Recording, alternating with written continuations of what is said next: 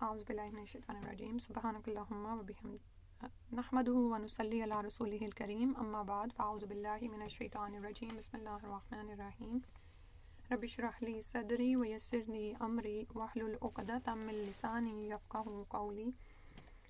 جی جنت کا بیان ہم پڑھ رہے تھے اور اس میں آج ہم نے صفحہ نمبر 98 سے عیون الجنتی پڑھنا ہے، جنت کے چشمے۔ عین چشمے کو کہتے ہیں اور عین آنکھ کو بھی کہتے ہیں، ٹھیک ہے۔ آنکھ اور چشمے کی جو شیپ ہے نا وہ دیکھیں تقریباً ایک جیسی ہوتی ہے۔ چشمے میں بھی جب پانی اکٹھا ہو جاتا ہے تو پھر وہ ایک سائڈ سے نکلنا شروع ہو جاتا ہے، ٹھیک ہے، ٹپکتا ہے، اور اسی طرح آنکھ کی شیپ بھی ایسے ہے کہ آنسو پھر ایک سائڈ سے باہر کو آتا ہے، ٹھیک ہے۔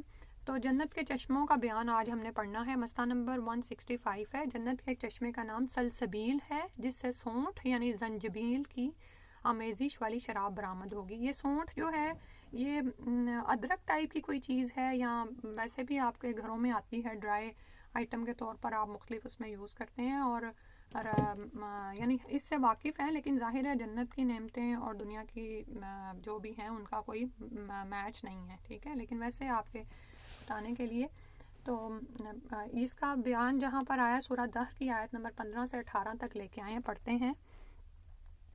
وَيُطَافُ عَلَيْهِمْ بِآنِيَةٍ مِّن فِضَّةٍ وَأَكْوَابٍ كَانَتْ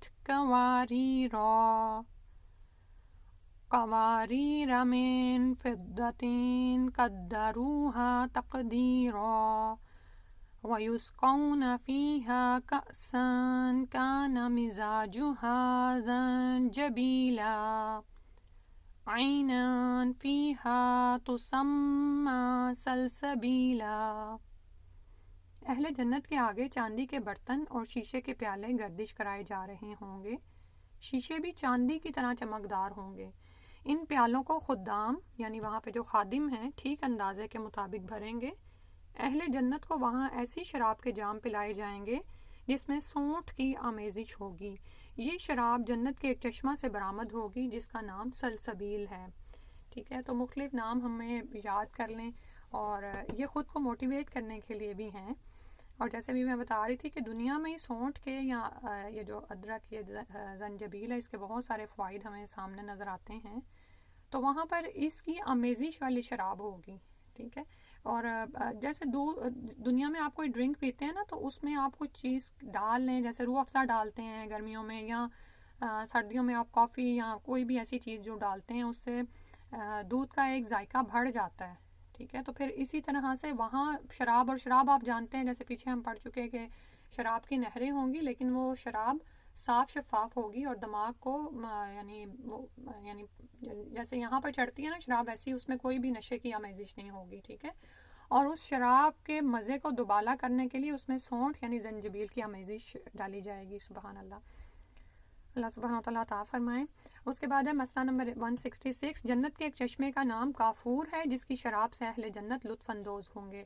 یہاں پر بھی سورہ دہر کی آیت نمبر 5 سے 6 تک لائے ہیں، اور سورہ دہر بھی آپ اگر ہو سکے تو ضرور اپنے یاد کرنے کے ٹارگٹ میں رکھیں، یا بعض اوقات یہ ہوتا ہے کہ اگر ہم خود نہیں یاد کر سکتے تو دوسروں کو ہم بتا سکتے ہیں، کیونکہ سورہ دہر وہ سورہ ہے جو نبی صلی اللہ علیہ وسلم جمعے کے دن کی فجر کی نماز میں سورہ الف لام میم السجدہ کے ساتھ ملا کے پڑھتے تھے، یعنی دونوں رکعتوں میں ایک ایک سورہ، ٹھیک ہے۔ اور یہاں پر یہ پڑھتے ہیں ان الابرار یشربون من کأس کان مزاجها کافورا عینا یشرب بها عباد اللہ یفجرونها تفجیرا۔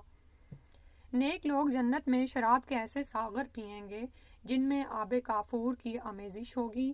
یہ کافور ایک بہتا ہوا چشمہ ہے جس سے اللہ کے بندے خوب پانی پئیں گے، اور جہاں کہیں چاہیں گے بسہولت اس کی شاخیں نکال لے جائیں گے، ٹھیک ہے۔ جیسے پچھلی دفعہ ذکر ہو رہا تھا نا کہ وہاں پر تو عجب ہی نعمتیں اور عجب ہی مومن کو قدرت اور طاقت دی جائے گی، تو جنت میں شراب کے ایسے ساغر پئیں گے جس میں کافور کے پانی کی آمیزش ہوگی، یعنی اس میں بھی اس کا جو ذائقہ ہے دوبالا کیا جائے گا کسی چیز کو ملا کے، اور یہ کافور ہے۔ اور کافور وہاں پر چشمے کی شکل میں ہے، بہتا ہوا چشمہ ہے، اللہ کے بندے اس کو خوب پئیں گے اور جہاں کہیں چاہیں گے اس کی شاخیں نکال لے جائیں گے. جیسے یہ آتا ہے کہ یعنی انگلیوں کے اشاروں سے ہی سمندروں سے شاخیں نکال لیں گے اور جہاں وہ چاہیں گے اس کو وہاں اس طرف لے جائیں گے.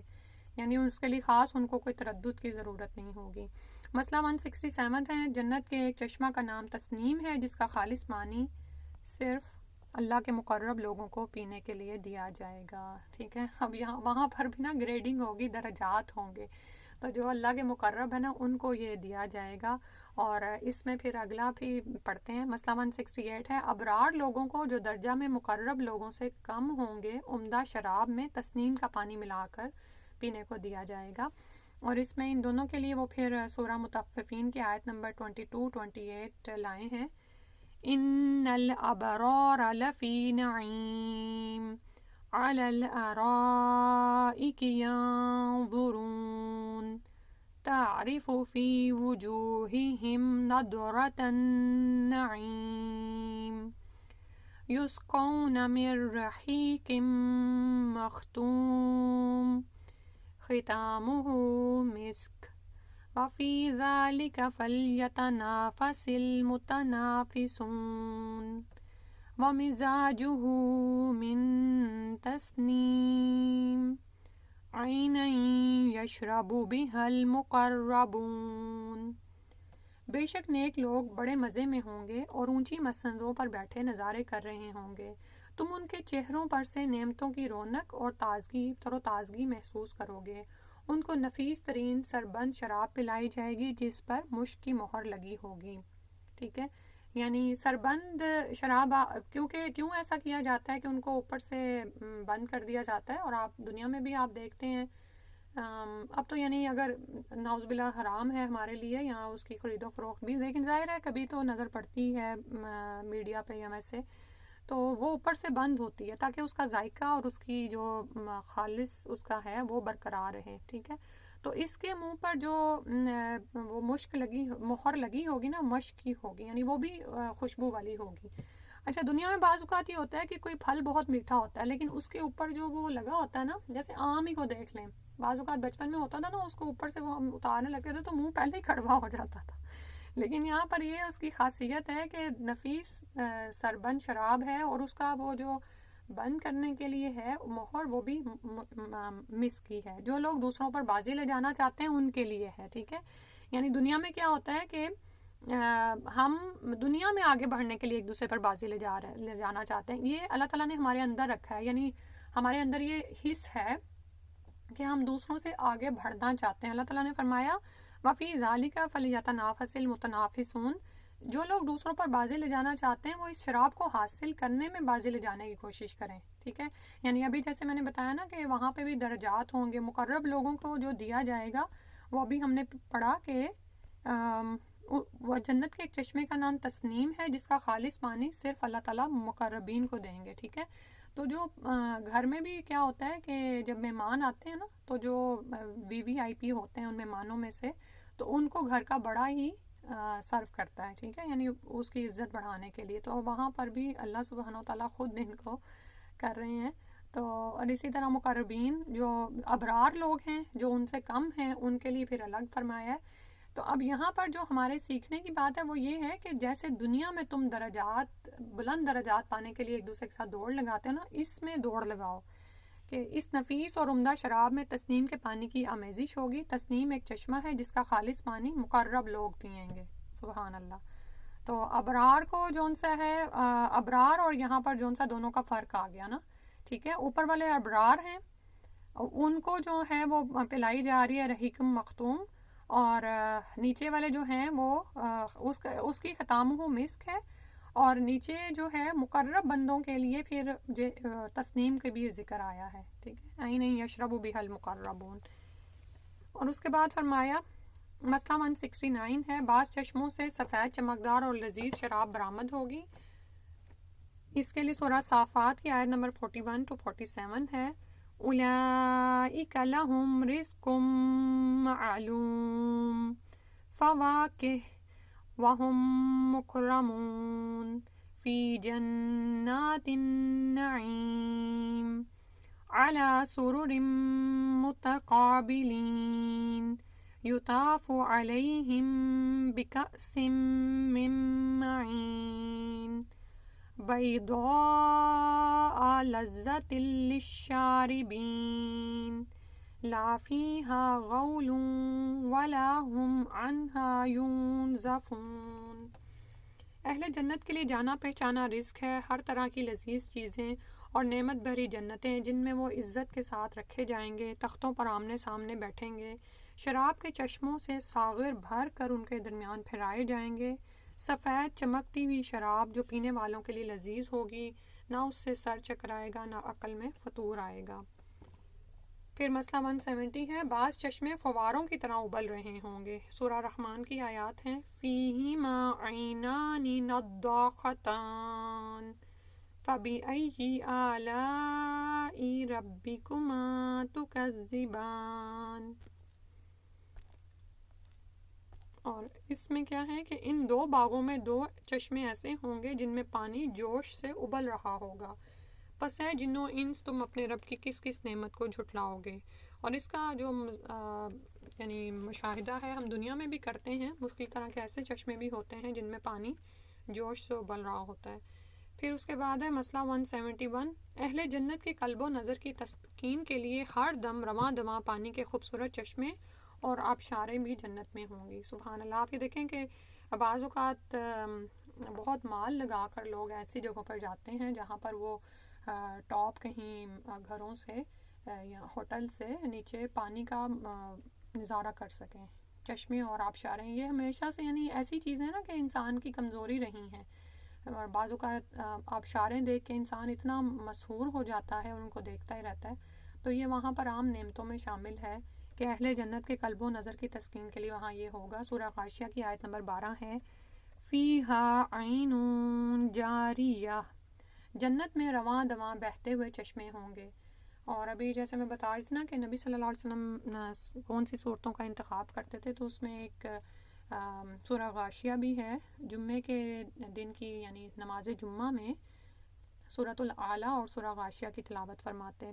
اور یہ بھی دیکھیں چھوٹی سی صورت ہے، لیکن اس میں بھی ہمارے لیے اتنی موٹیویشنل چیزیں ہیں کہ ایک طرف اللہ سبحانہ تعالیٰ نے یعنی ویسے تو ظاہر ہے جہاں پر جنت کا ذکر ہے وہاں پر اہل دوزخ کا بھی آیا، دوزخ والوں کے لیے کیا ہوگا، پھر جنت والوں کے لیے کیا ہوگا، اور پھر زمین کی نشانیاں اینڈ پہ اس سورہ میں بتائی گئی ہیں۔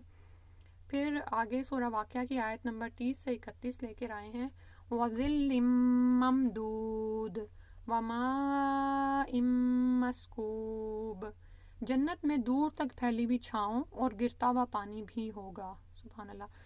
دنیا میں آپ یہ دیکھیں کہ گرمیوں میں اے سی وغیرہ یا ایسے ان نیچرل انوائرمنٹ میں ہم رہتے تو ہیں، لیکن اگر ہمیں ایسی جگہیں دی جائیں تو ہم اس کو بہت پریفر کریں، کیونکہ جو فریش ایئر اور جو فریش ماحول وہاں پہ ہوتا ہے، اور یہ تو ایسی نعمتیں ہیں جنت کی جو ہمیشہ رہنے والی ہیں، پھیلی ہوئی چھاؤں اور گرتا ہوا پانی۔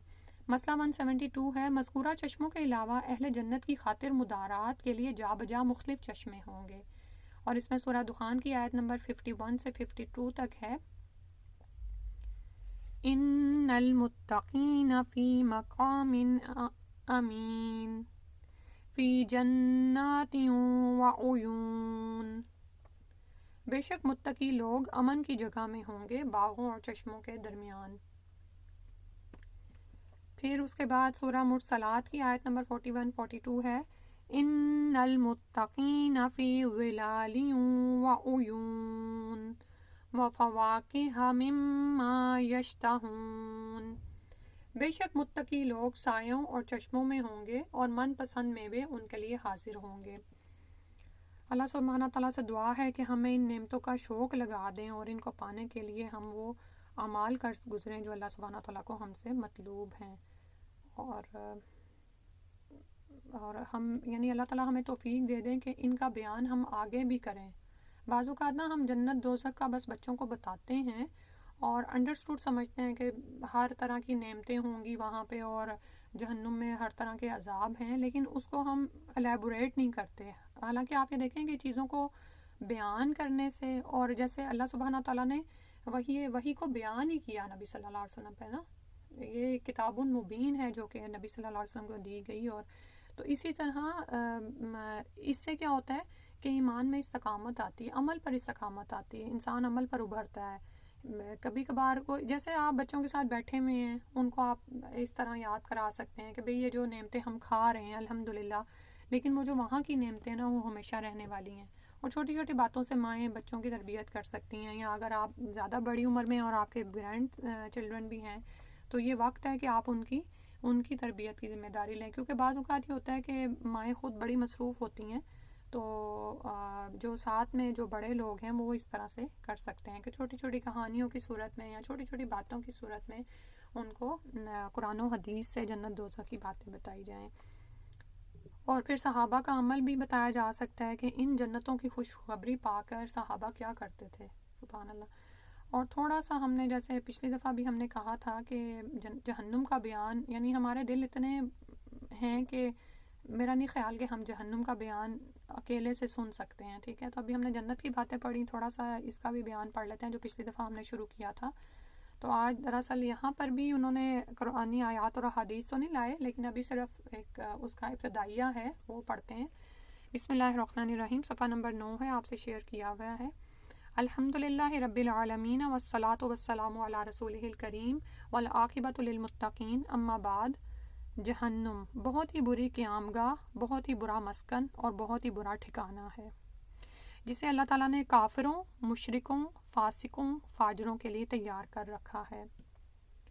ٹھیک ہے، کافر جو بالکل انکار کر دیں، مشرک جو اللہ کو تو مانیں لیکن ساتھ میں شریک ٹھہرائیں، اور فاسق جو نافرمانی کریں، حدوں سے نکلیں، اور فاجر بھی جو گناہ گار ہو۔ اللہ تعالیٰ نے قرآن مجید میں جنت اور جہنم دونوں کا بار بار بڑی تفصیل سے ذکر فرمایا ہے، اور ان دونوں میں سے آگ اور جہنم کا ذکر نسبتاً زیادہ مرتبہ کیا گیا ہے۔ شاید اس کی وجہ یہ ہو کہ انسانوں کی اکثریت ترغیب سے زیادہ ترہیب کا اثر قبول کرتی ہے۔ ترغیب کا مطلب ہوتا ہے کہ رغبت دلانا، نیک اعمال کی رغبت دلانا اور گناہوں سے بچنے کی رغبت دلانا، اور ترہیب رہبہ سے ہے، مطلب کہ ڈرانا کہ اگر یہ نہیں کرو گے یہ اعمال اور گناہوں سے نہیں بچو گے تو پھر عذابوں کے لیے تیار رہو۔ واللہ اعلم بالصواب۔ انہوں نے ایک بات کہی ہے، لیکن ظاہر ہے کہ یعنی انہوں نے بتایا ہے کہ آگ اور جہنم کا ذکر جنت کی سے اس سے زیادہ ہے۔ قرآن مجید میں جہنم کے بارے میں دی گئی بعض تفصیلات اس طرح سے ہیں، اور یہ ہم آگے بھی پڑھیں گے مسائل کی صورت میں۔ جہنم کو دیکھتے ہی کافروں کے چہرے کالے سیاہ ہو جائیں گے۔ جہنمی عذاب سے تنگ آ کر موت طلب کریں گے لیکن انہیں موت نہیں آئے گی۔ آپ کے سامنے نا یہ آیات کے نمبر اور سورہ آ رہی ہوں گی۔ تو پہلی جو ہے وہ سورہ یونس کی آیت نمبر 27 ہے، پھر سورہ فرقان کی آیت نمبر 13 ہے، پھر سورہ مومنون کی آیت نمبر 1 سے 4۔ جہنم کی آگ جہنمیوں کے چہرے کا گوشت جلا ڈالے گی اور ان کے جبڑے باہر نکل آئیں گے۔ یعنی جہنم میں جاتے ہی نا یعنی یہ صورتحال ہوگی، کیونکہ وہ آگ 69 ٹائم دگنی ہے۔ جہنم کی آگ نہ زندہ چھوڑے گی نہ مرنے دے گی، یعنی دلوں تک بھی پہنچ جائے گی لیکن موت نہیں آئے گی۔ جہنم کی آگ لوگوں کو چکنا چور کر دے گی۔ استغفر اللہ۔ جہنم میں کافروں کو بند کر کے اوپر سے دروازے بند کر دیے جائیں گے۔ جہنم میں کافر پھنکارے ماریں گے اور شور اس قدر ہوگا کہ کانوں پڑی آواز سنائی نہیں دے گی۔ اس کے بعد اگلا صفحہ ہے، جہنمیوں کو تھوہر کا زہریلا کانٹے دار اور بدبودار درخت کھانے کے لیے دیا جائے گا۔ جہنمیوں کے زخموں سے بہنے والا خون اور پیپ نیز کھولتا ہوا پانی جہنمیوں کو پینے کے لیے دیا جائے گا، یعنی انہی کا جو خون اور پیپ بہہ کر اکٹھا ہوگا وہی ان کو پینے کے لیے دیا جائے گا۔ جہنمیوں کو آگ کا لباس پہنایا جائے گا۔ جہنمیوں کے ہاتھ اور پاؤں زنجیروں سے باندھ دیے جائیں گے اور آگ کے شعلے ان کے چہروں پر برسائے جائیں گے۔